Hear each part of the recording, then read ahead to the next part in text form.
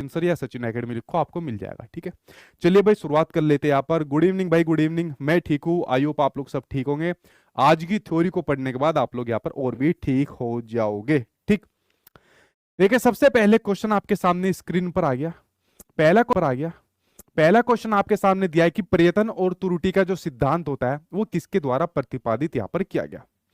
अब आज की वीडियो के अंदर आप लोगों ने ये तो पढ़ लिया कि आज की वीडियो के अंदर मैं आपको ईएल थोर्नडाइक के बारे में बता रहा हूँ। इसके बारे में बता रहा हूँ, ईएल थोर्नडाइक के बारे में आपको बता रहा हूँ।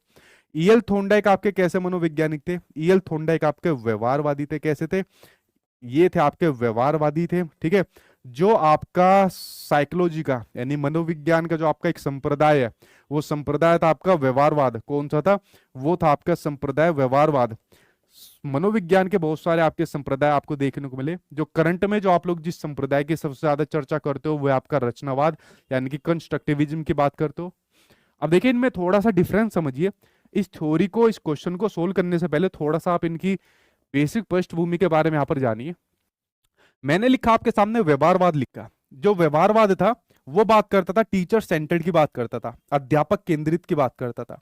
किसकी बात करता था? टीचर सेंटर्ड यानी कि अध्यापक केंद्रित की बात करता था कि जो टीचर होगा वो सेंटर में होगा, जो एक्टिव होगा, जो सक्रिय होगा, वो सक्रिय भी भाई आपका टीचर होगा। ठीक है, टीचर अपना ज्ञान बच्चे के अंदर डालता जाएगा। बच्चे के पास खुद का ज्ञान का निर्माण करने की, खुद को समझने की क्षमता नहीं होती है। ऐसी बात आपका व्यवहारवाद या आपके इस प्रकार के व्यवहारवादी लाइक आपके जैसे थोर्नडाइक हो गया, पेवलो हो गया, स्किनर हो गया, जो आप लोग धीरे धीरे करके पढ़ने वालों, ये इस वाली बात को यहाँ पर कहते थे। व्यवहारवाद इस वाली बात को कहता था कि जो बच्चा होता है, बच्चा एक कोरे कागज के समान होता है। कैसा होता है? बच्चा इस प्रकार से कोरे कागज के समान होता है, या इसको खाली बर्तन भी कह देते थे। ठीक है, मेरी ड्राइंग का मजाक मत उड़ाना, ये मैंने एक बर्तन बना दिया। तो जैसे जो आपका टीचर होता है, ठीक है, ये यहाँ पे मैं आपको टीचर बना देता हूं। जो ये टीचर होता है, जब टीचर अपने ज्ञान को इस कोरे कागज पर डालता जाता है, या टीचर अपने ज्ञान को इस खाली बर्तन के अंदर डालता जाता है, तो खाली बर्तन भरता जाता है और ये कोरा कागज भरता जाता है। तो यहाँ पर कोरे कागज या खाली बर्तन को किसके लिए माना? ये माना बच्चे के लिए, कि बच्चा कोरे कागज यानी कि खाली बर्तन के समान है, वो अपने आप ज्ञान का निर्माण नहीं कर सकता है। टीचर उसको ज्ञान देगा, टीचर अपना ज्ञान उसके अंदर सारा डालेगा। ठीक है, और बच्चा फिर उस ज्ञान को अपने आप ग्रहण करके चीजों को सीख जाएगा। ये वाली बात आपके व्यवहारवाद या व्यवहारवादी जो आपके मनोवैज्ञानिक थे इसको करते थे, जिसके लिए इन्होंने कई सारे एक्सपेरिमेंट भी करे थे।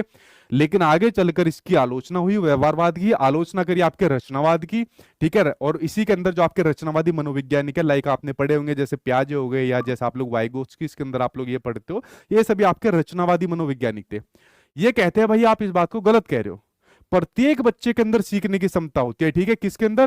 प्रत्येक बच्चे के अंदर। हर एक कोई बच्चा हो, जैसा आप में से जितने भी बच्चे हो, आप में से कुछ गधे भी होंगे, इंटेलिजेंट भी होंगे, ठीक है, एवरेज भी होंगे, तो ये कह रहे हैं कि हर एक बच्चे के अंदर सीखने की क्षमता है।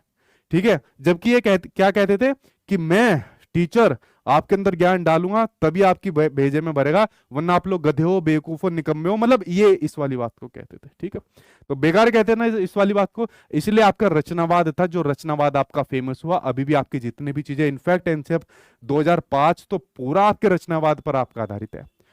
अब मैं बात करूं आपके सामने व्यवहारवाद की, जिसकी आलोचना रचनावाद द्वारा की गई, जिसका इंप्लीमेंटेशन आज की डेट के अंदर बहुत कम होता है। कुछ चीजें होती है जिसका इंप्लीमेंटेशन हो जाता है, ठीक है, अदरवाइज सबसे ज्यादा रचनावाद चलता है। इसी व्यवहारवाद में से एक व्यवहारवादी हुए आपके ईएल थोर्नडाइक, जो पहले पशु मनोवैज्ञानिक थे। पशुओं के ऊपर अपने शोध यहाँ पर क्या करते थे। एक दिन इन्होंने अपने एक एक्सपेरिमेंट किया था, वो एक्सपेरिमेंट मैं आपको बताऊंगा। जो इन्होंने एक पिंजरे के अंदर बंद बिल्ली के ऊपर एक्सपेरिमेंट किया था, ठीक है, वो सब चीजें एक एक करके मैं बताऊंगा। फिलहाल जो मेरा क्वेश्चन है, जो क्वेश्चन यहाँ पर आपसे पूछा था, वो ये पूछा था कि प्रयत्न और त्रुटि का सिद्धांत। इन्होंने अधिगम के नियम दिए। क्या दिए? इन्होंने दिए थे भाई आपके अधिगम के नियम, यानी कि सीखने के नियम दिए थे, कि कोई व्यक्ति किस प्रकार से चीजों को सीखता है, उसके यहां पर इन्होंने नियम बताए थे। जैसे इनके जो सिद्धांत था प्रयत्न और त्रुटि का सिद्धांत, ठीक है, यानी कि कोई आदमी जब प्रयत्न करेगा, ट्राई करेगा कुछ, उससे गलतियां भी होगा, ठीक है, और उसके बाद वो चीजों को सीख जाएगा, यानी कि ट्रायल एंड एरर थ्योरी, जो इसके बारे में जाना जाता है। ट्रायल एंड एरर थ्योरी किसने दी थी? आपके ईएल थोर्नडाइक ने दी थी। इसका एक और अन्य नाम है आपका एसआर थ्योरी। क्या नाम है इसका? एक और नाम है इसका एसआर थ्योरी, इसका एक और नाम है। ठीक है, एसआर का मतलब होता है आपका स्टिमुलस, एसआर का मतलब क्या होता है? एसआर का मतलब होता है भाई आपका स्टिमुलस, एसआर का मतलब होता है। आर का क्या मतलब होता है? आर का मतलब होता है आपका रिस्पॉन्स होता है। ठीक है, आर का मतलब क्या होता है? आपका रिस्पॉन्स होता है। स्टिमुलस का मतलब होता है आपके उद्दीपक होते हैं। क्या क्या हो गए सर? ये उद्दीपक उद्दीपक क्या होते हैं? ठीक है। और रिस्पॉन्स का मतलब होता है आपका अनुक्रिया होता है। देखिए सिंपल सी बात है, एसआर थ्योरी इसको इसलिए कहा गया कि जब हम किसी व्यक्ति को, बच्चे को, जानवर को अगर कोई स्टिमुलस दे दे और उसके बाद उसकी रेस्पॉन्स करने की संभावना यहां पर बढ़ जाती है। तो यही इन्होंने अपने सिद्धांत के लिए बात की। सपोज अगर मैं आपसे कहूं आज मेरी क्लास को आप लोग पूरी अटेंड कर लो, और जिसने मेरी पूरी क्लास अटेंड करी उसको क्लास के एंड में मैं एक नहीं दो फ्री बैच दूंगा। तो मैंने आपको एक स्टिमुलस दे दिया, और स्टिमुलस देने के बाद आपकी क्या होगी? रिस्पॉन्स, जो आपकी अनुक्रिया करने की संभावना बढ़ जाएगी। आज तो कुछ भी हो जाए, भले ही मेरे दिमाग में कुछ ना आए, लेकिन पूरी क्लास आज सचिन सर की अटेंड कर लूंगा, फ्री बैच यहाँ पर मिल जाएगा। तो यहाँ पर इन्होंने कहा जो यहाँ पर पशु होते हैं, व्यक्ति होते हैं, बच्चा होता है, अगर हम उनको कोई स्टिमुलस दे देंगे तो स्टिमुलस के बाद उनकी अनुक्रिया करने की संभावना यहाँ पर बढ़ जाती है। वो अपने आप चीजों को यहाँ पर ट्राई करता है, सीखने की कोशिश करता है, गलतियां भी करता है, जिनके बारे में आज की डेट के अंदर आपके एनसीएफ ने भी बड़ी महत्वपूर्ण टर्म की बात करी है कि अगर कोई बच्चा गलती करता है, अगर कोई बच्चा यहाँ पर गलती करता है, एरर करता है, तो इन गलतियों को बड़ा ही महत्वपूर्ण माना जाए। भाई आपका क्या माना जाए? इन गलतियों को बड़ा महत्वपूर्ण माना जाए। ये सीखने सिखाने की प्रक्रिया का बहुत बड़ा महत्वपूर्ण आपका प्रोसेस होती है। बच्चे की चिंतन प्रक्रिया को फैसिलिटेट करती है, चिंतन प्रक्रिया को यहाँ पर बढ़ाती है जो बच्चे की गलतियां होती है। अब आपका क्वेश्चन ये आएगा कि सर जब हम स्कूल में गलती होती करते थे तो हमारे मास्टर तो खूब कूटते थे, मेरे में भी कूटते थे भाई, आपके सभी के ने कूटा हुआ है यहाँ पर आपका। फिर आपका एक क्वेश्चन आएगा तो सर ये गलत बात है। बिल्कुल गलत बात है। स्कूल में अभी भी कुटाई होती है, पहले भी कुटाई होती थी, क्योंकि ज्यादातर जो चलते हैं अभी भी व्यवहारवाद के अकॉर्डिंग चीजों को पढ़ाते हैं, रचनावाद के अकॉर्डिंग नहीं पढ़ाते। रचनावाद सिंपल सी बात कहता है कि भाई जो आपका सक्रिय होगा, यानी कि जो एक्टिव होगा, वो एक्टिव आपका बच्चा होगा। ठीक है, कौन होगा? एक्टिव, यानी कि जो सक्रिय है, सक्रिय आपका बच्चा होगा, और बच्चा अपने ज्ञान का निर्माण खुद से करेगा। कैसे करेगा? बच्चा जो नॉलेज को कंस्ट्रक्ट करेगा, ज्ञान का निर्माण करेगा, वो ज्ञान का निर्माण खुद से करेगा। टीचर का रोल सिर्फ आपका एक फैसिलिटेटर का है। फैसिलिटेटर मतलब जो चीजों को आसान बना दे, ठीक है, एक उनको चीजों को सुगम बना दे, उसके बाद बच्चा अपने ज्ञान का निर्माण खुद करे। लर्निंग बाय डूइंग के माध्यम से करे, चीजों को खोजबीन करके करे, समस्या समाधान विधि द्वारा करे। तो ये बात करते थे रचनावाद, इस वाली बात की बात करते थे। समझ गए आप लोग? बहुत सारी चीजें आप लोगों ने इसके माध्यम से जानी होगी। ऐसा थ्योरी आप लोगों ने इसके बारे में यहां पर जाना होगा। इसी सिद्धांत का एक और नाम आपका रहता है आपका कनेक्शनिज्म थ्योरी आपका। ठीक है, कनेक्शनिज्म थ्योरी यानी कि संबंधवाद का सिद्धांत इसको कहा जाता है। क्योंकि कभी कभी आपके टेट एग्जाम या फिर आपके इस प्रकार के सुपर टेट के एग्जाम के अंदर इस प्रकार के अन्य नाम भी आपसे पूछ लिए जाते हैं, तो संबंधवाद का सिद्धांत भी इसको यहाँ पर बोल दिया जाता है। तो ये थे आज की डेट के अंदर हमारे जो आपके एक मनोवैज्ञानिक, जिनके बारे में आप लोग पढ़ रहे हो और जिनको एजुकेशन साइकोलॉजी का जनक माना जाता है, जिसके लिए इन्होंने एक बुक लिखी थी, और बुक इन्होंने जो लिखी थी वो बड़ी फेमस बुक हुई थी। तो एजुकेशन साइकोलॉजी अगर एग्जाम में क्वेश्चन आ जाए तो एजुकेशन साइकोलॉजी का पिताजी किसको माना जाता है, पापा किसको माना जाता है, जनक किसको माना जाता है, तो ईएल थॉर्नडाइक को माना जाता है। ठीक है, अब हम इस सिद्धांत के बारे में थोड़ा सा आगे पढ़ने वाले हैं। आई होप यहां तक ये जो मैंने पृष्ठभूमि के माध्यम से एक आपको चीजें बताई है वो आपके समझ में आई होगी। अब इन्होंने कहा यार सिंपल सी बात है, पर्यटन और त्रुटि का सिद्धांत किसने दिया? ये तो आप में से छोटा बच्चा भी बता देगा, क्योंकि टॉपिक आज कौन सा है? ईएल थॉर्नडाइक का, जिनके बारे में हम लोग यहाँ पर पढ़ रहे हो। बट थोड़ा सा मैंने, थोड़ा नहीं थोड़ा से ज्यादा आपको इनकी पृष्ठभूमि के बारे में यहाँ पर बताया। ठीक, पहला क्वेश्चन आसान था, पहला क्वेश्चन आपकी समझ में आ गया। अब बढ़ते हैं हम दूसरे क्वेश्चन की ओर बढ़ते हैं। ठीक है, दूसरा क्वेश्चन आपसे क्या कहता है? दूसरा कहता है कि अधिगम का जो व्यवहारवादी सिद्धांत है, व्यवहारवादी सिद्धांत आप लोगों को पता चल गया, जिसमें सेंटर में टीचर है, बच्चा सेंटर में नहीं है। ठीक है, वह निम्नलिखित में से किस पर आधारित है? क्या वो मैच्योरेशन यानी कि परिपक्वता पर आधारित है? क्या वो संवेदी प्रत्यक्षीकरण यानी कि जो आपकी सेंसरी परसेप्शन होता है उस पर आधारित है? उद्दीपन अनुक्रिया पर आधारित है यानी कि स्टिमुलस और रिस्पॉन्स पर आधारित है? अभी तो मैंने कहा एसआर थ्योरी भी आप लोग इसको कह सकते हो। ठीक है, ये कहा ना आपसे एसआर थ्योरी, स्टिमुलस, रिस्पॉन्स, तो किस पर आधारित है भाई? सिंपल सी बात है, उद्दीपन अनुक्रिया पर आधारित है। अगर हम किसी को उद्दीपन देंगे तो उसके प्रति वो अनुक्रिया करेगा। ठीक है, और मैं मजाक कर रहा था, कोई बैच वैच फ्री में नहीं दे रहा। ठीक है, कभी कभी हमने रिस्पॉन्स कर दिया पूरी क्लास, अरे गलती होगी, पूरी क्लास के बाद खत्म होने के बाद ये वाली चीज बोलनी चाहिए थी आज। ठीक है अब देखिए इन्होंने एक छोटा सा मैं आपको एक एक्सपेरिमेंट का इनका एग्जांपल देता हूँ। इन्होंने एक एक्सपेरिमेंट करा था एक यहाँ पर जो कैट थी उसके ऊपर। इन्होंने क्या काम करा, एक कैट को, बिल्ली को एक पिंजरे के अंदर बंद कर दिया। जब इन्होंने इसको पिंजरे के अंदर बंद कर दिया तो इस पिंजरे के अंदर इधर उधर वो घूम रही थी। उसके बाद यहाँ पर यल थोर्नडाइक ने एक मछली का मांस का टुकड़ा लाकर रख दिया। उसकी स्मेल इसको आई, बिल्ली को। उसने कहा अरे खाना आ गया। तो खाना यहाँ पर क्या हो गया, खाना यहाँ पर हो गया आपका स्टिमुलस हो गया। ये मछली का टुकड़ा क्या हो गया, ये आपका स्टिमुलस हो गया, उद्दीपन हो गया। जैसे ही बिल्ली ने देखा अरे यार भूख लग रही है, खाना आ गया, तो इसने पिंजरे के अंदर इधर उधर अपने हाथ पैर मारने यहाँ पर शुरू कर दिए। और गलती से यहाँ पर एक लीवर था, उसके ऊपर इसका पैर लग गया और वो गेट खुली, उसने तड़ाक से जाकर मछली के टुकड़े को खा लिया। थोर्नडाइक ने कहा अच्छा ये तो बहुत बढ़िया बात है। उसने अगले दिन फिर ऐसी मछली का टुकड़ा रखा, फिर बिल्ली ने ये काम करा, फिर उसने खा लिया। ऐसे कई दिन करते करते, एक्सपेरिमेंट करते करते आपके एक दिन बिल्ली ने कहा कि यार रोज रोज क्या बकवास है, क्यों मैं इधर उधर अपना सर मारूं। कहा गया वो लीवर, लीवर के ऊपर पैर रखा, सीधा जाके सिंपल खाना खा लिया। अब यहां से क्या चीज देखने को मिली कि जब हमने बिल्ली को एक स्टिमुलस दिया, स्टिमुलस करने देने के बाद यहां पर जो बिल्ली थी उसने रिस्पॉन्स यानी कि अनुक्रिया करना शुरू कर दिया, इधर उधर हाथ पैर मारना यहां पर शुरू कर दिया। जब उसने रेस्पॉन्स करा, ध्यान से सुना मेरी बात को, यहां से एक बड़ा महत्वपूर्ण पॉइंट निकल कर आ रहा है।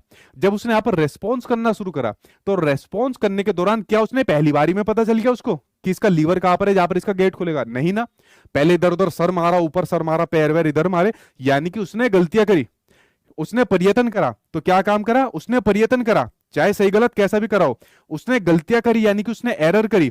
और उसके बाद उसको सही पता लग गया कि यार यहां पर लीवर है, उसको दबा दो और अपने जाके खाना खा लो, अपने स्टिमुलस को प्रदान कर लो। सेम उसी प्रकार से जो आप लोग वीडियो देख रहे हो, आप लोगों के लिए स्टिमुलस है आपकी गवर्नमेंट जॉब, उसके लिए आप लोग रेस्पॉन्स कर रहे हो, अपना इधर उधर सर मार रहे हो। कोई घर वालों में मार रहा है, कोई दीवार में मार रहा है, कोई मेरे माँ के मार देता है, कोई इधर उधर किताबों में सर मार रहा है। उसके बाद एक दिन उसको पता चल गया भाई ये वाला सिलेबस है, ये वाला पेपर है, ऐसे ऐसे तैयारी होनी है, सामने एग्जाम है जिससे मेरी जॉब मिल जाएगी, जिसको मुझे स्टिमुलस मिल जाएगा। लेकिन क्या इस प्रोसेस के दौरान क्या आपसे गलती नहीं होगी? कोई ऐसा व्यक्ति है जो यहाँ पर अगर चीजों को सीखेगा उससे गलती ना हो? नो डाउट यार आपसे गलती होंगी। इसलिए जो आपकी ये गलतियां होती है, जो एरर्स होते हैं, ठीक है, इनको यहाँ पर बड़ा महत्वपूर्ण मानना है भाई। और हमारे स्कूल में टीचर क्या काम करते थे, जैसे हमने गलती करी तो तुरंत हमको पनिशमेंट देते थे, जबकि पनिशमेंट नहीं देनी है। अगर बच्चा गलती कर रहा है तो उसको गलती करने दो। फिर आप क्या काम करो, पहले डायग्नोस करो कि बच्चा गलती कहां पर कर रहा है, यानी कि निदान करो। निदान में क्या होता है, निदान में समस्या की पहचान की जाती है, यानी कि आइडेंटिफाई द प्रॉब्लम। और निदान करने के बाद आपको पता लग गया भाई ये वाली समस्या है, उसके बाद आप उन्हें उपचारात्मक शिक्षण दे दो, यानी कि रिमिडल टीचिंग यहां पर दे दो कि भाई बेटा तुम यहां पर गलती कर रहे हो, इस क्वेश्चन को ऐसे नहीं ऐसे सोल्व किया जाएगा, अच्छा मैं इसको दूसरे तरीके से कराता हूं, अच्छा मैं इसको टीएलएम की हेल्प से कराता हूं। तो इसलिए जो गलतियां होती है ना सीखने के दौरान, वो बड़ी महत्वपूर्ण मानी जाती है, उनको नेगेटिव बिल्कुल आपको नहीं समझना।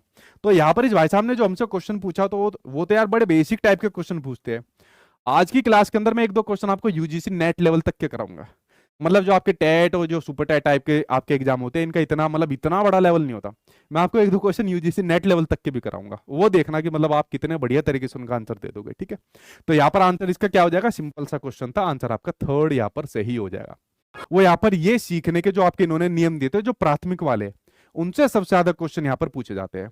देखिए मैंने आपसे कहा कि इन्होंने जो आपके सीखने के जो नियम दिए, ठीक है, इन्होंने जो है यहाँ पर लर्निंग के रूल्स यहाँ पर दिए, सीखने के नियम दिए, यहां से सबसे ज्यादा क्वेश्चन आपके एग्जाम में पूछे जाते हैं। इन पर आधारित प्रैक्टिकल क्वेश्चन आपके एग्जाम में ज्यादातर आपको देखने को मिल जाते हैं। सीखने के नियम कि कोई बच्चा होता है, व्यक्ति होता है, या हमारे जो बागड़ बिल्ली क्लास को देख रहे हैं, वो किस प्रकार से सीखते हैं, उसके इन्होंने यहाँ पर नियम बताए। एक तो प्राइमरी यानी कि प्राथमिक नियम बताए, ठीक है, सबसे ज्यादा महत्वपूर्ण आपके यही है। इसका मतलब ये नहीं कि एग्जाम में यही आते हैं, ये तो आते ही आते हैं। उसके अलावा जो गौण यानी कि जो सेकेंडरी होते हैं, जो गौण नियम होते हैं, वो भी आपके सीखने के नियम इन्होंने बताए। असल में जो इन्होंने सीखने के जो शुरुआत में 3 नियम दिए थे ना, ये 3 नियम से ही जुड़े हुए इनके आपके 5 नियम थे जो इन्होंने गौण नियम दिए थे। इसलिए 5 नियम के मुकाबले में ये ज्यादा आपके फेमस रह गए थे। ठीक है, ये आपके यहाँ पर फेमस हो गए थे 2, 3, 4 और 5। ठीक है, अब हम इन सीखने के नियम की बात करते हैं कि किनके माध्यम से व्यक्ति, बच्चा, इंसान या हमारे बागड़ बिल्ले चीजों को सीखते हैं।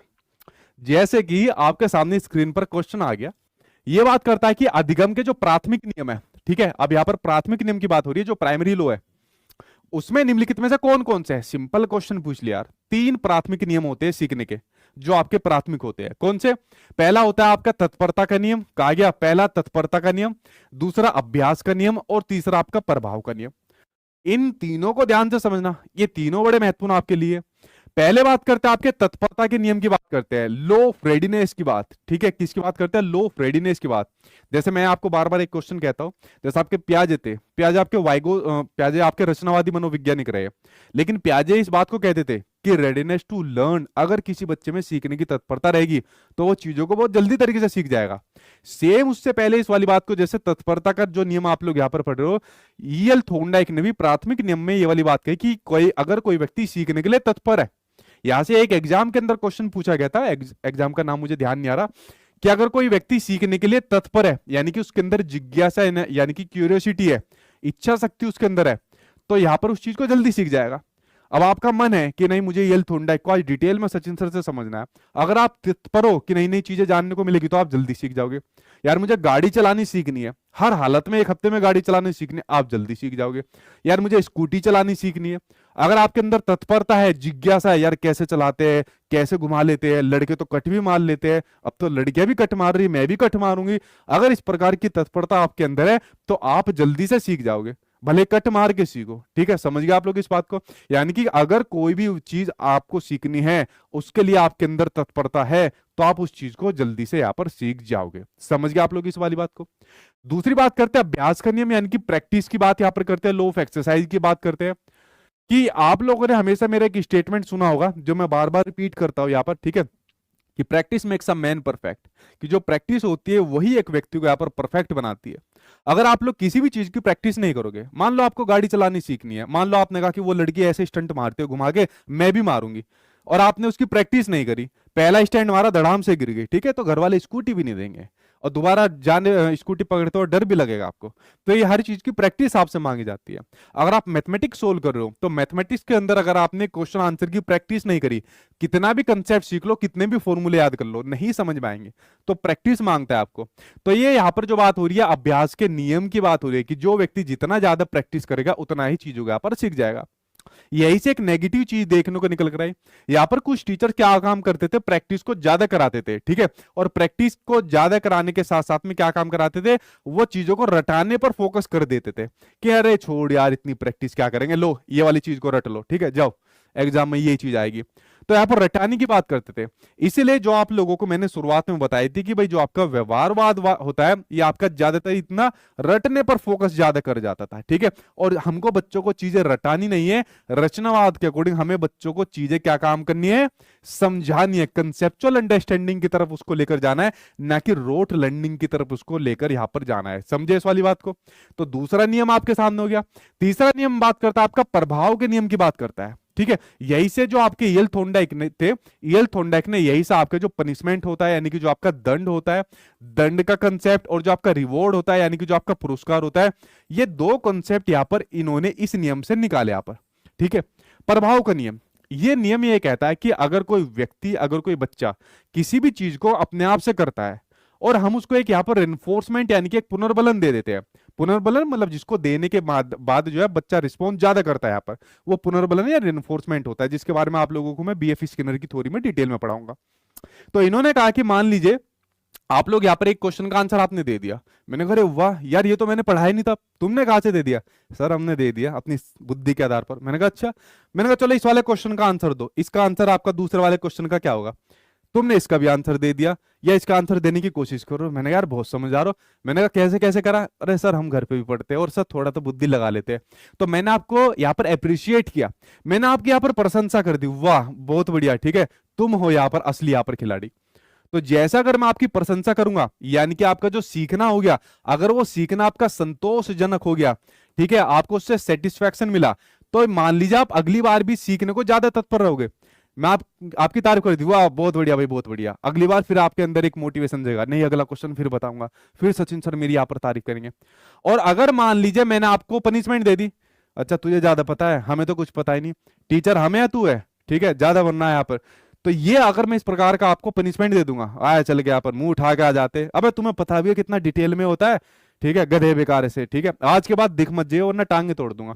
अगर किसी स्टूडेंट को मैं ऐसा बोल दूं सपोज, ठीक है, तो क्या वो अगली बार क्वेश्चन बताने की हेल्प करेगा? नहीं यार, बेइज्जती हो जाएगी, पनिशमेंट मिल जाएगी।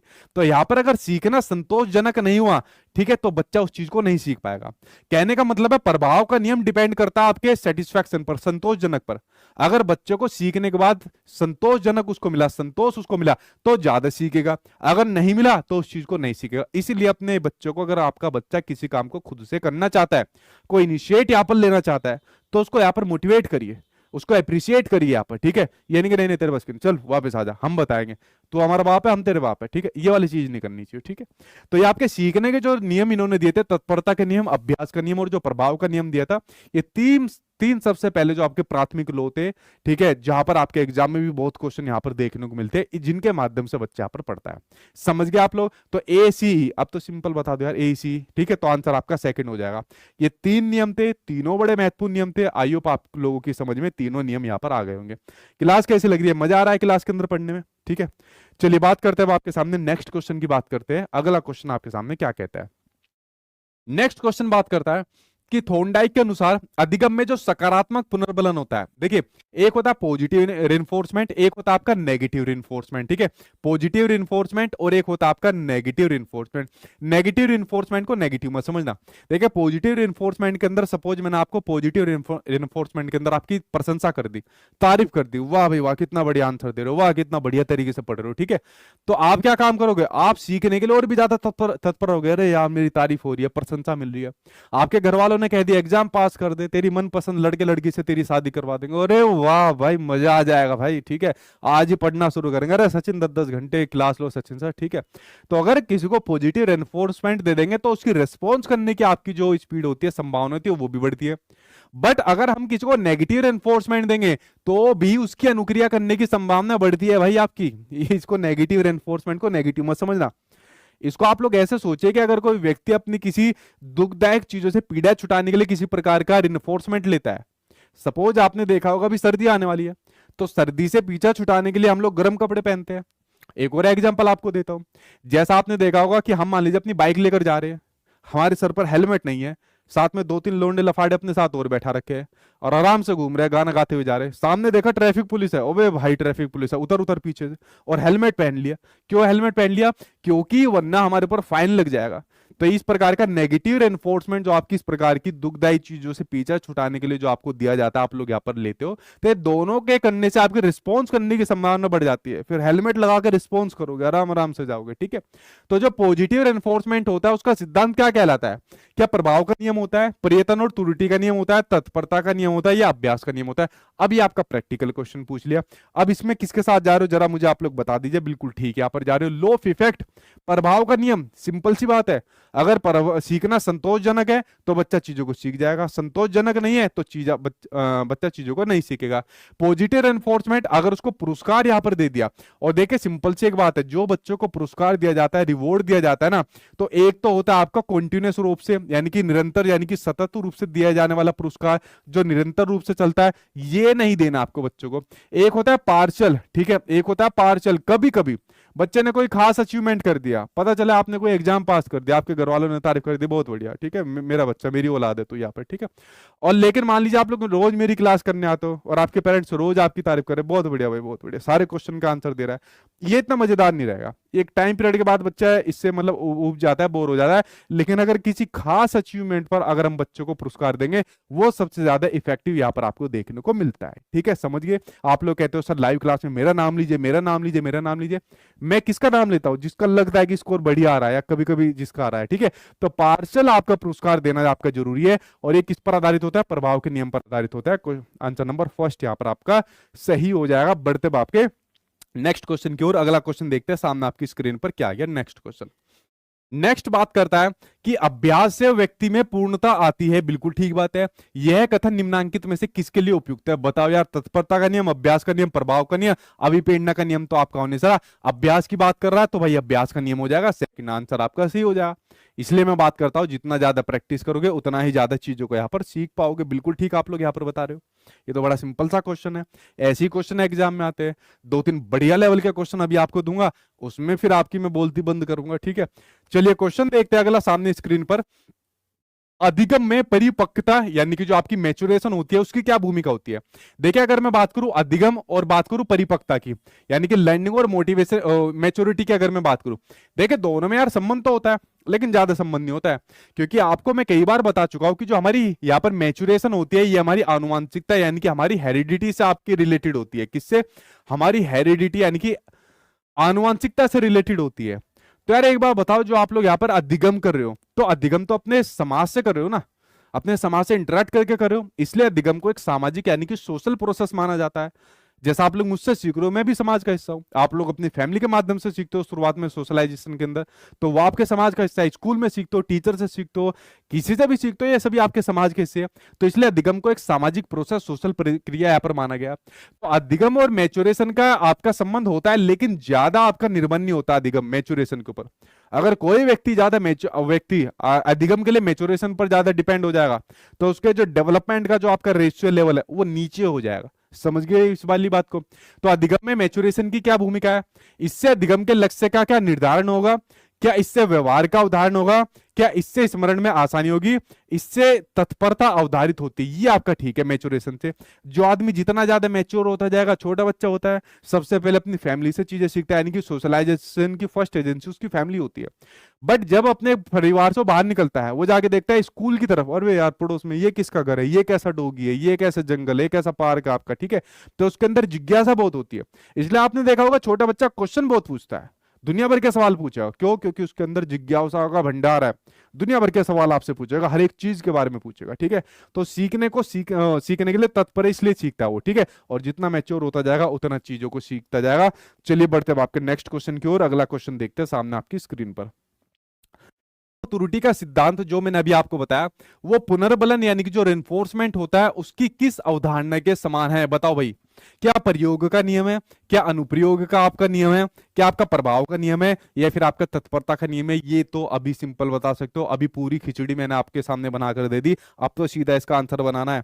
बिल्कुल ठीक बात है। रेनफोर्समेंट की बात कौन करता है भाई? आपका प्रभाव बात करता है, लॉ ऑफ इफेक्ट इसकी यहाँ पर बात करता है। अभी तो सिर्फ हम प्राथमिक नियम की बात कर रहे हैं, अभी गौण नियम की, पांचों नियम की भी बात करेंगे। समझे आप लोग इसके बारे में? अगला क्वेश्चन सामने आपकी स्क्रीन पर आ गया। देखिए एक बड़ा प्रैक्टिकल सा क्वेश्चन है। इस प्रकार के क्वेश्चन अब प्रैक्टिकल तौर पर आ रहे हैं। पहले के टेट वेट एग्जाम के अंदर बड़े सिंपल ऐसे उठा के आ जाते थे, सीखने के नियम किसने दिए, सीखने के 3 नियम फलाने में से कितने दिए। अब ऐसे प्रैक्टिकल क्वेश्चन ज्यादा आते हैं। क्या कहता है क्वेश्चन कि गणित का एक अध्यापक क्लास में कुछ प्रश्न यानी कि क्वेश्चन कराता है तथा इसके बाद छात्र को पुस्तक में दी गई समस्याओं को हल करने के लिए कहता है। इस स्थिति में छात्र जिस नियम का पालन कर रहे हैं वह क्या है? ऐसा तो हम लोगों के साथ स्कूल में होता था, टीचर ने क्लासरूम में कुछ क्वेश्चन करा दिए और क्वेश्चन कराने के बाद जो बुक में जो एक्सरसाइज जो होती है, जो प्रैक्टिस के लिए करने के लिए चीज होती है, उसको समस्या को हल करने के लिए कह दिया कि जाओ अब इसको खुद से करो, या होमवर्क दे देता था। तो इस स्थिति में छात्र जिस नियम का पालन कर रहे हैं, क्या वो निकटता का नियम है, क्या वो पुनर्बलन का नियम है, क्या वो तत्परता का नियम है, या फिर वो अभ्यास का नियम है? तो यहाँ पर वो चीजों को अभ्यास करा रहा है। आप किसके साथ यहाँ पर जा रहे हो? बिल्कुल ठीक, आप लोग यहाँ पर जा रहे हो, ये अभ्यास कराने की बात कर रहा है। तो देखो यही से तो नेगेटिव चीज निकल कर आए। अब ये टीचर अगर उसकी प्रैक्टिस करा रहा है तो कोई बात नहीं, ये तो अच्छी बात है, आपने क्वेश्चन करा दिया और उसके बाद समस्या को हल करने के लिए कह दिया कि भाई जो आपकी बुक है उसमें एक्सरसाइज जो दी रहती है प्रैक्टिस के लिए उसको सोल्व करो। लेकिन जब बच्चा बार बार चीजों की प्रैक्टिस करेगा, जो आप लोग एक कंसेप्ट यहां पर समझते हो ड्रिल एंड प्रैक्टिस, ठीक है, बार बार अभ्यास करेगा, वेदन और अभ्यास, या क्या कहते हैं इसको, वेदन और अभ्यास, हाँ वेदन और अभ्यास ही कहते हैं हिंदी के अंदर। तो बार बार जब किसी चीज की प्रैक्टिस करता रहेगा, अभ्यास करता रहेगा, तो उस चीजों को यहाँ पर रटना सीख जाएगा। तो इसी से यहाँ पर बच्चे के अंदर रोट लर्निंग आती है। क्या आती है? रोट लर्निंग आती है। इसीलिए तो आपका सिद्धांत का इंप्लीमेंटेशन नहीं हुआ एजुकेशन के अंदर, क्योंकि व्यवहारवादी ने सिद्धांत दिया था सारा आपका टीचर सेंटर्ड है और बच्चों को हमें रोट लर्निंग नहीं करानी, चीजों को सिखाना है। तो ये आपका डी आंसर पर अभ्यास का नियम हो जाएगा, जो इस क्वेश्चन की यहाँ पर डिमांड थी। बात करते हैं आपके नेक्स्ट क्वेश्चन की। अब बात करते हैं आपके कि निम्नलिखित में से कौन सा नियम थॉर्नडाइक के सीखने के गौण नियम यानी कि सेकेंडरी लॉज की यहां पर बात कर दिया। मैंने आपसे क्या कहा था शुरुआत में? मैंने आपसे शुरुआत में कहा था कि थॉर्नडाइक ने जो सीखने के 2 नियम बताए थे। कौन कौन से 2 नियम बताए थे? सीखने के आपके प्राथमिक नियम बताए, जो तीनों मैंने आपके सामने यहाँ पर डिस्कस कर दिए एक एक करके। सीखने के आपके गौण नियम की यानी कि सेकेंडरी लॉज की बात करते हैं, जो 5 नियम है। अब जरा हम इनके बारे में बात कर लेते हैं, इनको एक बार आप लोग यहाँ पर समझिए, ठीक है। हालांकि थोंडाइक ने तो बना दिया तो गोन्य, लेकिन कुछ मनोवैज्ञानिकों ने कहा कि भाई साहब तीनों से ही तो मिलते जुलते हैं, क्यों इसके ऊपर इतना हल्ला काट रहे हो, ठीक है। लेकिन एग्जाम के लिए महत्वपूर्ण है, बहुत क्वेश्चन एग्जाम में आते हैं। मनोवैज्ञानिकों ने तो पता नहीं एक दूसरे की कैसे कैसे टांगे काटी है, मतलब तार्किक तौर पर, ऐसे नहीं सचमुच में जाके, ठीक। तो अगर मैं बात करूं गौण नियम की, बात करूं कि कौन सा शामिल नहीं है, तो आपको पता है गौण नियम के अंदर सेकेंडरी लॉज के अंदर 5 नियम आपके सामने देखने को मिल जाएंगे। पहला आपके सामने लिखा हुआ है आंशिक क्रिया का नियम, यानी कि लॉ ऑफ पार्शियल एक्शन। आंशिक क्रिया मतलब कोई भी आप क्रिया कर रहे हो, कोई भी आप काम कर रहे हो, उसको टुकड़ों में तोड़कर करिए भाई, आपका किसमें, उसको टुकड़ों में तोड़कर करिए। अब मान लीजिए आपका सिलेबस है, किसी भी एग्जाम की आप तैयारी कर रहे हो और आपके पास सिलेबस है। अब उस सिलेबस को देखकर एकदम डर लगेगा, हे भगवान इतना सारा मुझे ही करना पड़ेगा क्या, ठीक है। लेकिन आपने क्या काम करा, उसको टुकड़ों में तोड़ ली। अरे ये वाला सब्जेक्ट ऐसे करूंगा, ये वाला ऐसे करूंगा, अरे सचिन सर सीडीपी पढ़ा रहे हैं, इनसे यहाँ पर ऐसे कर दूंगा, ठीक है। इसकी किताब की ये पढ़ूंगा, इसकी पढ़ूंगा, तो आपने छोटे छोटे चिंकिंग कर दिए, ठीक है, खंडीकरण आपने कर दिया, टुकड़ों में तोड़कर अगर आप लोग किसी चीज को सीख रहे हो, इससे हम जल्दी भी सीख जाते हैं। आप इस बात को इंप्लीमेंट करना अपनी लर्निंग के दौरान करना। देखिए आपकी लर्निंग स्टाइल्स अलग अलग है, हर किसी की लर्निंग स्टाइल्स अलग अलग होती है, ठीक है। तो मान लीजिए आप कोई चीज सीख रहे हो, आपने कहा नहीं पूरा चैप्टर आज ही सीखूंगा, अबे आज ही क्यों सीखेगा, कल कहाँ चला जाएगा। उसको टुकड़ों में सीखना शुरू कर दो। आपका चैप्टर बड़ा है, 1 घंटे का चैप्टर है, आधा आज कर लो, आधा कल कर लो, तो इससे आप जल्दी तरीके से सीखोगे, इफेक्टिव तरीके से सीखोगे, और आपके ऊपर कोई बर्डन नहीं पड़ेगा सीखने के दौरान। तो ये वाला लो जो आपकी बात करता है, इसकी बात करता है, ठीक है। दूसरी बात करता है क्रिया प्रतिक्रिया की बात करते हैं, ये नहीं दिया। सादृश्यता की यहाँ पर बात करते हैं, बहु प्रतिक्रिया की बात करते हैं, ठीक है। उसके अलावा 2 नियम मैं आपके सामने और बता देता हूं, ठीक है। देखिए एक आपका हो जाएगा आपका मैंने 5वां क्या लिख रहा है, लो ऑफ आपका एसिमिलेशन हो जाएगा, ठीक है। एक हो जाएगा आपका लो ऑफ एसिमिलेशन, यानी कि जो आप लोगों ने पहले भी पढ़ा होगा आत्मसातीकरण। क्या पढ़ा है, जो आप लोगों ने पढ़ा है आत्मसातीकरण, यहां पर पढ़ा है, ठीक है। इसी लॉ ऑफ एसिमिलेशन पर जो आपका आधारित रहता है, इसी पर आधारित रहता है आपका ट्रांसफर ऑफ लर्निंग। जो लर्निंग का ट्रांसफर होता है एक जगह से दूसरी जगह पर, जो लर्निंग जाती है, मान लो कोई चीज आपने यहां पर सीख ली, मान लो आप लोग सभी टीचिंग एग्जाम्स के लिए यहां पर ईएल थॉर्नडाइक को पढ़ रहे हो, पता चला कि आपका सुपर टेट का एग्जाम आ गया और सुपर टेट के एग्जाम में आपका ईएल थॉर्नडाइक आ रहा है, तो यहाँ पर एक जगह जो सीखा वो दूसरी जगह में आपको हेल्प कर रहा है। पता चला आगे सुपर टेट के अंदर ये पूछा ही नहीं गया और आप फिर भी पढ़ रहे हो, तो वो आपका एक जगह का सीखा और दूसरी जगह में आपको नेगेटिव रूप से प्रभावित कर रहा है। पता चला ना तो आपका वो हेल्प कर रहा है, ना वो बाधा डाला है, यानी कि जीरो ट्रांसफर ऑफ लर्निंग हुआ।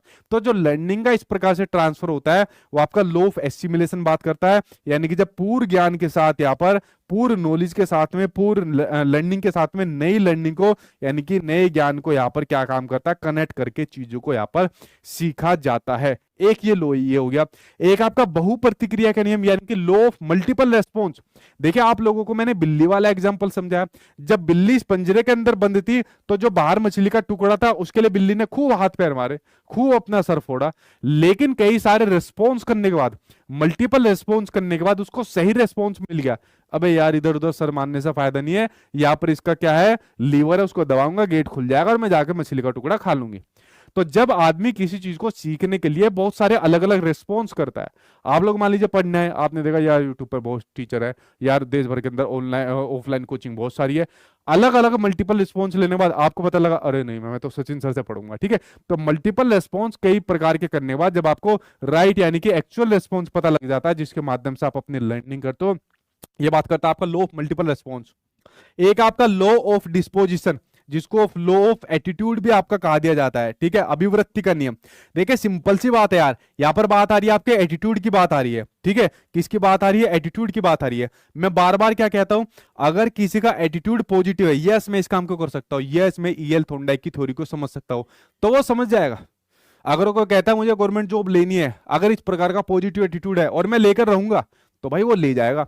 और अगर किसी का नेगेटिव एटीट्यूड है, नहीं यार मेरे से नहीं होगा, अरे यार इतना सारा कंपटीशन, अरे यार ये ईएल थॉर्नडाइक तो बड़ा फेमस मनोवैज्ञानिक था, मेरे से नहीं होगा ये, तो भाई तुमसे होगा ही नहीं फिर। इसलिए अगर आप किसी चीज को सीखना चाह रहे हो तो भाई अपने एटीट्यूड को कैसे रखना पड़ेगा, पॉजिटिव या नेगेटिव, पॉजिटिव एटीट्यूड रखना पड़ेगा। एक आपका जैसे सादृश्यता की नियम की बात यहां पर आ रही है, जब किसी एक जगह का सीखा हुआ, जो आप लोगों ने एक जगह पर एक परिस्थिति में सीखा है, और जब वो दूसरी परिस्थिति में उसके कुछ गुण मिल रहे हैं, ठीक है, उसमें कुछ सिमिलरिटीज यहां पर आपको मिल रही है, कुछ हेल्प यहां पर मिल रही है, तो ये आपका हो जाएगा सादृश्यता का नियम, यहां पर आपके सामने देखने को मिल जाएगा। तो इस प्रकार से इन्होंने 5 नियम दिए। तो ये भाई साहब क्रिया प्रतिक्रिया वाला नहीं था, इसने कहा कौन सा नहीं है, तो भाई आंसर नंबर सेकंड यहां पर आपके सामने ठीक हो जाएगा, जिसके लिए यहां पर आप लोग जा रहे हो, बिल्कुल ठीक बात है, ठीक है। सर मैंने कोचिंग का नंबर कांटेक्ट किया है, बस जानना है सुपर टेट का बैच कब लॉन्च हो रहा है। देखो संकल्प, एक बार 5 तारीख का वेट कर लो, चीजें क्लियर हो जाएगी, ठीक है। इतना भरोसा आपको दिलाता हूँ। सिलेबस आपका बिल्कुल कैसा भी नया आ गया ना, जो सीडीपी है, जो पेडागोजी है, जितना भी शिक्षा मनोविज्ञान है, बेझिझक 1% भी जिम्मेदारी आप लोग टेंशन अपने ऊपर मत लेना, सारी मेरे ऊपर छोड़ देना। जितना कंटेंट आपको सुपर टेट का मैं दूंगा, इतना भी अगर आपने कर लिया उसके बाहर करने की जरूरत नहीं आपको, क्योंकि ऑलरेडी मेरे पास इतना कंटेंट है यार, जो मतलब आप लोग देखकर मतलब लगेगा कि सर मतलब इतना सारा, लेकिन उससे बाहर चीजें नहीं आएगी। और ठीक है, ये बात आप बेफिक्र है ना, वो जिम्मेदारी तैयारी कैसे करानी है, क्या क्या पढ़ना है, क्या कहाँ से पढ़ना है, वो टोटली मेरे ऊपर छोड़ देना, बट जब तक एक पॉजिटिव न्यूज ना है, ठीक है। अगर 1 महीने का भी टाइम मिल गया ना, और जो मेरा वाला सब्जेक्ट है सीडीपी वाला, पेडागोजी वाला, 1 महीने के अंदर ही मैं आपको इतनी चीजें करा दूंगा कि शायद इक्के दुक्के क्वेश्चन आपके छूटे, वरना उससे बाहर आपका नहीं आएगा। पर थोड़ा सा वेट कर लीजिए 5 तारीख का, चीजें पॉजिटिव आती है तो आपके सामने बैच आ जाएगा, अदरवाइज मैं आपकी प्रैक्टिस क्लास चालू करा ही रहा हूं जो चल रही है, ठीक है। अगला क्वेश्चन आपके सामने स्क्रीन पर आ गया कि थॉर्नडाइक ने सीखने का यह नियम नहीं दिया। यार बताओ कितना सिंपल सा क्वेश्चन है। अब सीखने के नियम, सीखने के प्राथमिक नियम, तीनों नियम आपको पता चल गए, गौण नियम भी आपको पता चल गए। तो देखो कौन सा नियम नहीं दिया, तत्परता का नियम दिया था, प्रभास का नियम दिया था, व्यायाम का, अच्छा लो अभ्यास का, ठीक है, लो ऑफ एक्सरसाइज यानी कि अभ्यास का भी आपका नियम दिया था, ठीक है। अवलोकन का नियम नहीं दिया, तो आंसर आपका यही ठीक हो जाएगा। आंसर नंबर 3 के साथ आप लोग यहां पर चले जाओगे। ऑब्जर्वेशनल लर्निंग की जो बात करते हो आपके बंडूरा बात करते हैं ऑब्जर्वेशनल लर्निंग की बात, ठीक है। अवलोकनात्मक अधिगम की बात करते हैं कि बच्चा या व्यक्ति जो ऑब्जर्व करके यहाँ पर चीजों को सीख रहा होता है, ऑब्जर्वेशनल लर्निंग की बात करते हैं। सोशल लर्निंग की यहाँ पर बात करते हैं, बंडूरा साहब आपके सामने बात करते हैं, उन्होंने भी अपने सीखने के सामाजिक अधिगम सिद्धांत में इन चीजों को यहां पर बताया था। नेक्स्ट क्वेश्चन देखते हैं। नेक्स्ट क्वेश्चन आपके सामने स्क्रीन पर आ गया। नेक्स्ट क्वेश्चन क्या बात करता है, निम्न में से कौन सा थॉर्नडाइक के अधिगम के प्राथमिक नियमों में शामिल नहीं है। यार कितनी सिंपल सी बात पूछी कि प्राथमिक नियमों में शामिल नहीं है। साचर्यात्मक स्थानांतरण का नियम, तो भाई ये तो गौण नियम है, यही शामिल नहीं है, यही आंसर आपका है। अभ्यास, प्रभास और तत्परता, ये तो तीनों मैंने आपको अभी तक कितनी बार बता दिए, तो आंसर नंबर फर्स्ट आपका यहाँ पर सही हो जाएगा। बढ़ते अब आपके सामने नेक्स्ट क्वेश्चन की ओर, अगला क्वेश्चन देखते क्या आपके सामने दिया हुआ है, ठीक है। चलिए अगला क्वेश्चन आपके सामने बात करता है कि कक्षा शिक्षण में, ठीक है, जो क्लासरूम की जो टीचिंग होती है उसमें पाठ्य प्रस्तावना यानी कि आपको लेसन का इंट्रोडक्शन देना है, ठीक है। तो लेसन का इंट्रोडक्शन देना है अगर अपनी क्लासरूम में टीचिंग के दौरान, तो इसके स्टेप यानी कि सोपान सीखने के किस नियम पर आधारित है। बताओ भैया, आपका सिंपल सी बात है। मान लो सपोज मुझे कोई भी मेरे सामने अब एग्जाम आ गया, मान लो सीटेट का आ गया, मान लो इसका सुपर टेट का आ गया, बीपीएससी का आ गया। अब मुझे पर्टिकुलर उसी बैच के अकॉर्डिंग अपनी तैयारी करानी है, यूट्यूब पर भी क्लास देनी है और पेड क्लास में तो वैसे भी चलती है, ठीक है। तो मान लीजिए सीटेट, बीपीएससी या सुपर टेट में से कोई सा भी एक बैच आ गया, और फिर पर्टिकुलर सिर्फ उसी एग्जाम के सिलेबस के अकॉर्डिंग मुझे आपको क्लास देनी है, और उसके बारे में जो भी क्लास है, टॉपिकल लेसन है, उसका इंट्रोडक्शन मुझे देना है। तो किस नियम पर मैं दूंगा ताकि आप चीजों को अच्छी तरीके से सीख जाओ। क्या यहां पर प्रभाव के नियम पर दूंगा, सादृश्यता के नियम पर दूंगा, तत्परता के नियम पर दूंगा, साचर्य के नियम पर दूंगा। बताओ किसके साथ आप लोग यहां पर चले जाओगे, जल्दी से आंसर यहां पर आप लोग बताइए, किसके साथ आप लोग यहां पर जा रहे हो, अलग अलग के साथ जा रहे हो। अरे यार सिंपल सी बात है, अगर पता चले अभी सीटेट का, सुपर टेट का, बीपीएससी का भी नोटिफिकेशन आ गया, तो आपके अंदर जिज्ञासा हो जाएगी, हैं अभी आ गया, अरे अभी तो नहीं आना था, इतने जल्दी कैसे आ गया, ठीक है। अरे भाई कैसे कैसे तैयारी करे, कौन कौन, अरे सचिन सर ने कौन सा कंटेंट ले रखा है अपने पास, ठीक है, उनसे तो आपके अंदर इच्छा शक्ति आ जाएगी, जिज्ञासा बढ़ जाएगी, आपके अंदर तत्परता बढ़ जाएगी सीखने की, ठीक है। तो अगर टीचर भी क्लासरूम में किसी लेसन को इंट्रोड्यूस करना चाहता है, उसका इंट्रोडक्शन देना चाहता है, तो सबसे पहले उसे क्लासरूम में बच्चों को तत्पर करना पड़ेगा सीखने के लिए, उसका इंटरेस्ट जगाना पड़ेगा क्लासरूम में। आज की डेट के अंदर स्कूल में क्या होता है, टीचर है, गवर्नमेंट टीचर है, सैलरी अच्छी मिल रही है, क्लास में आता है, सिंपल अपना बोर्ड के ऊपर लिखना शुरू करा, पढ़ाना शुरू कर दिया। बच्चे की प्रीवियस नॉलेज को क्लासरूम में लेकर नहीं आता है कि बेटा ये चैप्टर पढ़ा रहा हो, क्या इस चैप्टर के बारे में आप जानते हो, नहीं यूज करते, सीधे अपना वही टीचर सेंटर्ड के अकॉर्डिंग अपना शिक्षण देते हैं। बट आपको ध्यान रखना है, जो भी टीचर आप बच्चों को पढ़ा रहे हो, जो भी लेसन उसके सामने इंट्रोडक्शन के रूप में आप ला रहे हो, तो बच्चे को आपको चैप्टर सीखने के दौरान उसको तत्पर करिए, उसकी जिज्ञासा उसके अंदर जागृत करिए, उसके प्रीवियस नॉलेज को ऐड करिए आप, ठीक है। समझ गए इस वाली बात को। बात करते हैं आपके नेक्स्ट क्वेश्चन की बात करते हैं। नेक्स्ट क्वेश्चन क्या कहता है कि सीखने का जो प्राथमिक मूलभूत नियम है वो किससे संबंधित है। अभ्यास कार्य से, अभी तो बताया अभ्यास का नियम, परिणाम की उपेक्षा से, प्रशंसा से, तत्परता। अरे यार सिंपल सी एक बात है, सबसे मेन चीज तत्परता। ठीक है, मुझे लगा पहला ही ठीक हो जाएगा। सीखने का प्राथमिक मूलभूत नियम, अगर आप कोई चीज यहाँ पर सीखने आ रहे हो, ईएल थोर्नडाइक का मान लीजिए आप लोग यहाँ पर नियम सीखने आ रहे हो, तो सबसे पहले प्रैक्टिस करोगे, सबसे पहले तत्पर रहोगे यार कौन सा टॉपिक है, कैसे सीखना है, कैसे कोई मनोवैज्ञानिक ने थोर्नडाइक ने क्या क्या इसके अंदर बात बताई थी। तो अगर सीखने के लिए आप लोग यहाँ पर आ रहे हो, छोटा बच्चा सीखने के लिए आ रहा है, तो सबसे पहले चीज क्या है, तत्परता, उसके अंदर रेडीनेस को यहाँ पर जागृत करो, उसका डेवलपमेंट करो रेडीनेस का। जब वो सीखने के लिए तत्पर हो जाए, उसको फिर चैप्टर सिखाओ और उसकी फिर उसके बाद में उसकी क्या काम करो, उसका अभ्यास कराओ, उसकी प्रशंसा, उसको प्रैक्टिस कराओ। टीचिंग लर्निंग प्रोसेस के दौरान आप उसको अप्रिशिएट कर सकते हो, उसको रिवॉर्ड दे सकते हो प्रशंसा का। और परिणाम की अपेक्षा करनी नहीं चाहिए, करनी है तो सबसे लास्ट में करो आपको, ठीक है, लेकिन सबसे नंबर पर आपकी तत्परता आ जाएगी। बढ़ते अब आपके सामने नेक्स्ट क्वेश्चन की, और नेक्स्ट क्वेश्चन देखिए क्या बात करता है। नेक्स्ट बात करता है कि ईएल थोर्नडाइक के अभ्यास के नियम, कौन सा नियम आ गया, प्रैक्टिस वाला नियम आ गया, एक्सरसाइज का नियम आ गया। ठीक है, इसका क्या अर्थ है, अधिगम तब होता है जब छात्र सीखने के लिए तैयार होते हैं। अधिगम तब होता है जब छात्र पुरस्कृत यानी कि उनको रिवॉर्डेड हुए होते हैं, रिवॉर्ड मिलता है। अधिगम प्रतिधारण के लिए यानी कि अधिक प्रतिधारण के लिए, यानी कि अधिक रिटेंशन के लिए, अधिक चीजें सीखने के लिए। गतिविधि की पुनरावृत्ति होती है, गतिविधि का क्या होता है, रिपीटेशन होता है। ठीक है, बिल्कुल ठीक बात है। अधिगम तब होता है जब छात्र को दंडित किया जाता है। देखो ये जो दंडित वंडित की बात करते हैं ना, बच्चों को पनिशमेंट देने की बात करते हैं, ये व्यवहारवादी बात करते थे। रचनावाद के अकॉर्डिंग आप लोग, या रचनावादियों के अकॉर्डिंग उन्होंने बिल्कुल मना कर दिया कि भाई आप ना तो बच्चों को पुरस्कार दो, ना आप उनको दंड दो किसी भी प्रकार से। ठीक है, व्यवहारवादी बात करते थे, नहीं दोनों चीजें दे दो, ठीक है, देखी जाएगी आपका, मतलब ऐसे नहीं बोलते थे। ठीक, तो यहाँ पर जो सिंपल सी बात आ रही है, आपके अभ्यास के नियम की बात आ रही है कि अगर आपको ज्यादा प्रतिधारण करना है, ज्यादा रिटेंशन करना है, ठीक है, ज्यादा चीजों को अपने अंदर सीखना है, तो उसके लिए जो भी यहाँ पर एक्टिविटी है उसका रिपीटेशन करते जाओ। देखो यही से तो चीज गड़बड़ हो गई। जब आप किसी चीज का बार बार रिपीटेशन करते जाओगे, तो बच्चा उस चीज को याद कर लेता है। और अगर याद कर लेता है तो भाई याद करने के बाद वो आपकी रोट लर्निंग के अंदर चली जाती है, रट लेता है बच्चा चीजों को। और इसलिए हमें बच्चों को चीजें रटानी नहीं है, चीजें समझानी है। ईएल थोर्नडाइक का जो आपका सिद्धांत है, इसका इंप्लीमेंटेशन बहुत हुआ एजुकेशन के अंदर, कई सारी चीजें निकाली गई। जैसे प्रैक्टिस वाला था, खूब आपका चला, प्रैक्टिस ज्यादा से ज्यादा कराओ, क्यूरियोसिटी बच्चे के अंदर जगाओ। लेकिन यही से बहुत सारे नेगेटिव पॉइंट भी चलते चले गए। सपोज आपका यही नेगेटिव पॉइंट है, जितनी ज्यादा बच्चे की बार बार प्रैक्टिस कराओगे, तो टीचर भी कह देता है अरे छोड़ इसको याद ही कर ले, बच्चा भी सोचता है छोड़ इसको याद ही कर लेता हूं। और हमें याद नहीं करानी, हमें चीजें बच्चों को समझानी है। तो आंसर नंबर क्या हो जाएगा, आंसर नंबर 3 यहाँ पर आपका सही हो जाएगा। ठीक है, चलिए बढ़ते अब आपके नेक्स्ट क्वेश्चन की ओर बात करते हैं।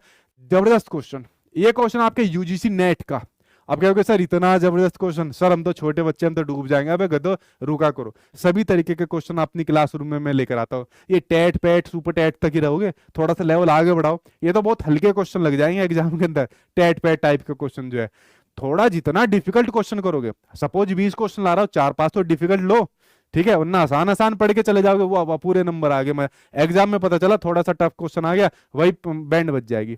इसलिए ध्यान रखा करो, 4-5 क्वेश्चन मैं ऐसे लाऊंगा खतरनाक, जिसमें मैं आपका तेल निकाल सकूं।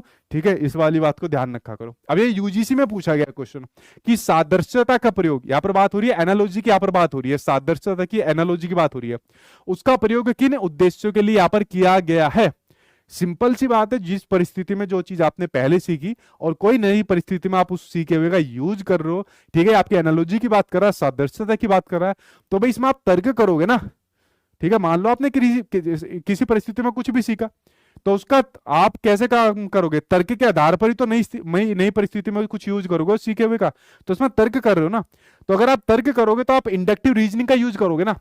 इंडक्टिव रीजनिंग बच्चा कब करता है, जैसा आपने चीन प्याजे का संज्ञानात्मक विकास सिद्धांत पढ़ा होगा, तो बच्चा जब 7 साल से लेकर 11 साल तक का बच्चा होता है, यानी कि मूर्त संक्रियात्मक अवस्था में होता है। कौन सा होता है, जब बच्चा आपका मूर्त संक्रियात्मक अवस्था में बच्चा होता है, यानी कि बच्चा जो यहाँ पर चिंतन करना स्टार्ट कर देता है। बट जो चिंतन करता है वो सिर्फ आपका कॉन्क्रीट यानी कि मूर्त फॉर्म में करता है, यानी कि उसी चीज के बारे में चिंतन करता है जिसको बच्चा देख पा रहा है। जैसा आप मुझे देख पा रहे हो, मेरे बारे में चिंतन कर लो, सर आज तो आपने ये माइक ऐसे कर रखा है, थोड़ा नीचे कर लो, हाथ में पेन ले रखा है, शर्ट पहन रखी है, बढ़िया से लग रहे हो, ठीक है, कुछ भी कर सकते हो आप लोग। यानी जो चीज आपको दिखे उसके बारे में चिंतन करो। तो भाई आगमनात्मक तर्क में तो बच्चा चिंतन करेगा ना यहाँ पर, ठीक है। और आगमनात्मक तर्क में चिंतन किस पर करता है, आपके उदाहरणों पर आधारित चिंतन करता है, क्योंकि आगमनात्मक में क्या होगा, पहले उदाहरण के ऊपर तर्क करता है, फिर नियम की ओर बच्चा जाता है। यहाँ पर बच्चा इतना बड़ा नहीं है, 7 साल से लेके 11 साल तक का बच्चा है। मैं आपको पियाजे का गुण अभी बता रहा हूँ। एक होता है आपका निगमनात्मक तर्क, जो आपका सेम अपोजिट होता है। यहाँ पर नियमों के ऊपर बच्चा तर्क करता है। कैसे? नियम से पहले करता है, फिर उसके बाद उदाहरण की ओर जाता है। पियाजे के अकॉर्डिंग अगर मैं बात करूं तो जो आपकी अमूर्त संक्रियात्मक अवस्था है, यानी कि फॉर्मल ऑपरेशनल स्टेज है, जहां पर बच्चा आपका 11 साल से प्लस का बच्चा होता है, तो यहां पर बच्चा जो चिंतन करता है वो अमूर्त चिंतन करता है। अब मैं आपके सामने नहीं दिख रहा, मेरे बारे में चिंतन कर लो, अभी भी कर लोगे। अरे सर ने आज ये वाली शर्ट पहनी है, अभी हाथ में पेन भी ले रखा था, ठीक है, तो आप मेरे बारे में अमूर्त चिंतन कर रहे हो। तो भाई ये भी तो आप एनालॉजी के अंदर करोगे, ये भी तो परिस्थिति के अंदर आप लोग यूज कर रहे हो, जो ट्रांसफर कर रहे हो। अगर आप डिस्क्रिप्शन वर्णन कर रहे हो, करो मेरे बारे में वर्णन, खूब जी भर के वर्णन यहां पर करो। तो वर्णन करने के लिए थोड़े बहुत एक्सपीरियंस का सहारा लोगे ना, अपने जो पहले के एक्सपीरियंस अनुभव है आपके, तो वो भी आप लोग यहां पर करते हो, लेकिन व्याख्यान में नहीं करोगे। सिंपल सा मेथड है आपका व्याख्यान के अंदर, मैं यहाँ पर लेक्चर देता जाऊंगा, आप उसको अपने अंदर रिटेंशन यानी कि धारण करते चले जाना। तो यहाँ पर जो आंसर आपका ठीक होगा, आपके ए बी सी आंसर आपके ठीक हो जाएंगे। कितना? ए बी और सी आंसर आपके ठीक हो जाएंगे।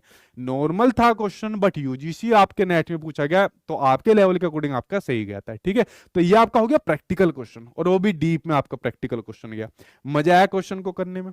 चलिए बढ़ते अब आपके सामने नेक्स्ट क्वेश्चन की ओर बात करते हैं। अगला क्वेश्चन शायद हमारा लास्ट क्वेश्चन है, इसके बाद ईएल थॉर्नडाइक की आपकी थ्योरी खत्म हो जाएगी। कोई ऐसा क्वेश्चन नहीं बचेगा जो ईएल थॉर्नडाइक का आए आप लोग उसका आंसर ना दे पाए। ठीक, ये क्वेश्चन आपके सामने दिया है कि अधिगम का नियम क्या है, लॉ ऑफ लर्निंग, अधिगम का नियम क्या है। ठीक है, इसके बारे में बात करते हैं। अभिप्रेरणा का नियम? जी नहीं। व्यक्तिगत विभिन्नता का नियम? जी नहीं। अभ्यास का नियम है आपका अधिगम का नियम। कितना सिंपल सा क्वेश्चन है यार। ठीक है, ऐसे क्वेश्चन ज्यादातर आपके टेट सुपर टेट में आते हैं, लेकिन प्रैक्टिकल क्वेश्चन